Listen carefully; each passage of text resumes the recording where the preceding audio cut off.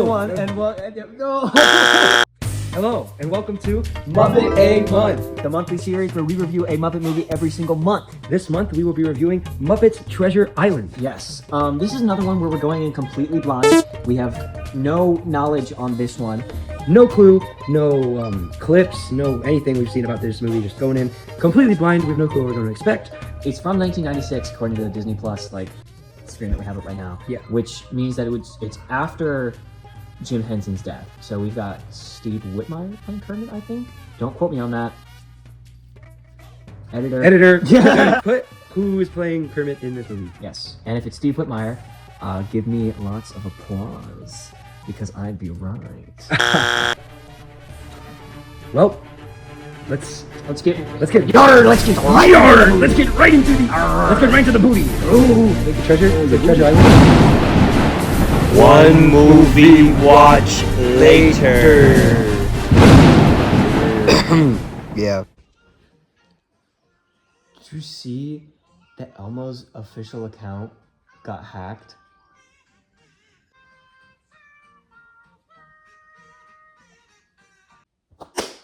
Let's talk about Muppet's Treasure Island. Muppet's Treasure Island. Do we want to start off with our ratings? Yeah, I think that's the smartest thing, so we don't persuade one another. Yeah, let me think about what I had. Out of 10 with Okay. You ready? Yeah. 3, 2, 1. Ooh. You know what's crazy? You know what's crazy? I was thinking 7.7. I'm not even lying. I was thinking 7.7. One of these days we're gonna get. No, I was like literally 7.7 was in my head. But I was like, that's way too niche. I'm like gonna go to 7.5. Okay. I thought that it was a good movie. I thought that it was solid. I thought that the songs were pretty good. I thought that the set pieces were really good. Puppets were fantastic as normal, but it just felt it didn't keep me hooked. For the other films, I hooked. In the other films, I'm constantly paying attention because it's entertaining and I like it. Muppets in Space had me locked in the entire time, but this movie kind of felt just more like a regular movie. I just thought it was Good, but nothing really more. Yeah. Throughout this watch, I felt kind of like we just had to watch it throughout. Yeah. It was entertaining, at times, but other times I was just like okay, it's bland, it's not giving us flavor. It's just it's a pirate movie, but the Muppets are in it, there you go, enjoy. Hey, Tim Curry was great. Exceptional in this film. He was, always, because Tim Curry's a great actor. He's originated on Broadway, but he was fantastic, and anytime he was on screen, I was hooked. I kind of lied in the intro. Another one where we're going in completely blind. We have no knowledge on this one. My only knowledge about this film was a specific Twitter post. It was talking about the difference between Muppet's Christmas Carol and Muppet's Treasure Island. And the Twitter post said something along the lines of, Tim Curry in Muppet's Treasure Island considered himself a Muppet along with the rest of the cast. But I can't remember his name off the top of my head. But the human character in Christmas Carol considered the Muppets to be humans like him. And I was like, yeah. Statler and Waldorf were insane. Because one, they're funny always. There was a moment, okay, because usually when we see Statler and Waldorf, we're just oh, Statler and Waldorf. We bawled out laughing when Statler and Waldorf pulled up to the island and said, Land ho! Beachfront property! Retirement estates! Bikinis! That was so funny. We were dying laughing. And also, roll other clips of them, just the other scenes that they were in before I talk about their epic save. But their design was really cool because they were the ship's helm and they have these really cool wooden designs. Yeah, it's super cool. But then at the end of the film, when Kermit and Piggy are falling up, spoiler alert! In case you want to watch Treasure Island, which is very easy to access. And it's on Disney Plus. So, that gets bonus. It's on Disney Plus if you want to watch it. We don't want to spoil anything for you guys. Muppet a Month should never replace the viewing of the movie itself. Yes, we always recommend to watch the film because our reviews are not supplemental, or it's not replacing content. Yeah. It's simply, this is our opinions on it. Spoiler alert. Yeah, spoiler alert. Kermit and Piggy are on the edge of a cliff and tied up, and they are about to die. Yes. And then we're all just like, oh no, what are they gonna do? They sang a beautiful love duet. They're about to die. How are they gonna get saved? And then they put out a net for them to fall into. So, based on typical movie conventions, you They're like, expect oh, them they to go be in the safe net. to go in the Yeah. net. They But missed. They don't. They missed the net, and we're like, oh, no, Die! But no, they were saved by By the Statler and wonderful Waldorf. Statler and Waldorf, and we were like, of course, because they're heroes. Because Literally they are are. the goats. Yeah. They're like, Waldorf, you old fool! We're heroes! We saved the pig and the frog! Well, it was too late to save the movie! Yeah. Oh, yeah. we were go like, on a vacation, they said. See the world, you said! Now here we are stuck on the front of this stupid ship! Well, it could be worse! We could be stuck in the audience! Oh! I totally wrecked that joke. That joke is actually way funnier when the editor puts it in. Rizzo was not in this film. Very depressing. Rizzo was in this film. I'm sorry, guys. I mean Pepe. I promise I mean Pepe. Pepe Le Peon was not in this film. He wasn't, Depressing. but Rizzo was. Rizzo was I keep definitely getting- part of this film. He was very influential. I He keep was- getting their names confused. Plot-wise, this movie is, we said this during the review, but or during the ratings, but it's interesting, but not interesting. It's based off Treasure Island, which, famous. So, of course it's a good story. Why would the Muppets make a parody if it wasn't a good story? But, it being a Muppet movie was just very confusing. It didn't feel like a Muppet movie. It felt like the Muppets in a movie. Yeah. I was like, this feels like just Treasure Island, but, they replaced some characters with Muppets, and, they're just kind of doing what they do, at times. So you guys may be wondering, guys, you were ranting so much about how Muppets Take Manhattan was, so good because it was an original story. It was, it was a story, and it didn't feel like it was just the Muppets, just being dumb the whole time. But why is this one so much lower than the other one?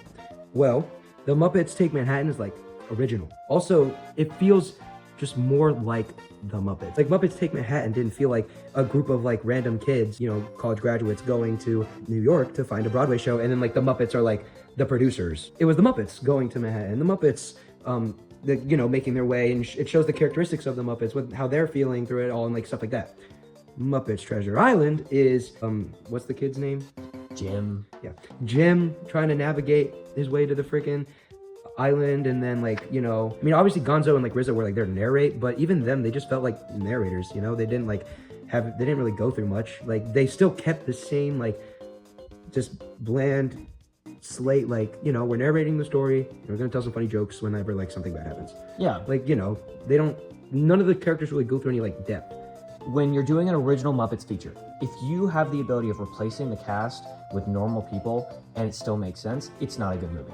Treasure Island, you can replace the Muppets with... The Muppets don't really add anything. Yeah. I mean, they're good, but they don't really add anything. I feel like Treasure Island just lacked that Muppet oof. You know what I mean? Gonzo didn't do any tricks. Yeah. I mean, he did the whole, stretchy, imagine this is Gonzo, and you're but, he didn't really do any tricks. He didn't specifically... I mean, he got shot with gunpowder in the opening scene, and he, wanted, to do stuff like that. But he didn't shoot himself out of a cannon. And going off other characters, Fozzie, he He acted... didn't tell any jokes. Yeah, I mean, he acted silly, but he didn't tell jokes. He didn't do anything corny. He was just a funky dude. New Zealand didn't throw any boomerang fish. He smelt the fish though. He did. Which is kind of freaky. But also, New Zealand didn't have any character at all. Yeah. He was just there. He was just a background character that sniffed a fish.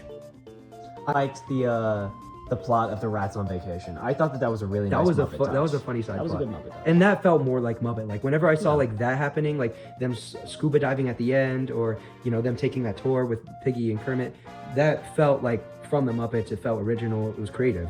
Music. I want Yes. to talk about the music. Yes. Because do that. in other Muppet movies, there's been tons of music, and we love it every time. And when I edit the music, and I think you've done it too, we've talked about music in the other reviews, but usually I edit it out. We talk about music forever because it is great. All the music that we see in these movies are fantastic. Muppets from Space, it had an amazing soundtrack that we didn't hear from any other Muppet movies. The original Muppets movie had so many original classics that are still being used today because of how great they were. This one was weird. At the beginning, it got us hooked. Super cool, pirate shanties, and we were okay, this cooks. And then that stupid British kid started singing. And then the British kid started singing. Like, nah. After the first one, then you've got The British boy, and then, but then like, okay, after like the first shanty, and then like we like heard the British boy, we're like, oh, but I was thinking in my head, like, you know, it's just a kid, you know, but like the music will get better. It did not get better, and one, the music was mid, like every song, or at least most of the songs after the first one, where it's like, okay, cool. this is a kid's film. There were a couple times where we said that in the recording. They're like, this is a kid's film. And they show people getting shot with flintlocks. They show people burning. They show, did they? Yeah, I mean, kind of. They showed like hanging bodies. I was like, wow, this is great. Like, we should be showing this to children. Yeah. There was also some really dirty jokes. He's like, give it to him, and he said, is it his birthday or something? Yeah, give it to him. Yeah. But it's not even his birthday. Oh. Ew. And this is a Disney film now. Give it to him. It's not even his birthday. Usually we don't question it, because like, yeah, they make some pretty freaky jokes. Like literally the first movie we watched, Swamp Years, had bunnies reproducing. We gotta talk about the crocodile. Speaking of Swamp, what a great transition. Speaking of Swamp Years, the crocodile from Swamp Years reappeared and like near the beginning of the movie. And we were like, And then there was also CGI mosquitoes. And we were like, we were oh getting so God. many, we were getting Vietnam flashbacks. We were like, no, not this No again. more Swamp Years. But it's not like Swamp Years. No, Trust. this definitely is better than Swamp It was, but it wasn't, you know, like Swamp Years, you know? Yeah. I think that might be it. I think so. Folks, that was our review of Muppets Treasure Island. Yay. This concludes this month's episode of Muppet A Month. We hope you enjoyed. We kind of did. And we hope to see you guys next month. And we look forward to seeing you next month, because next month is the one, the only, Muppets 2011. Is actually the Muppets movie that got me into the Muppets.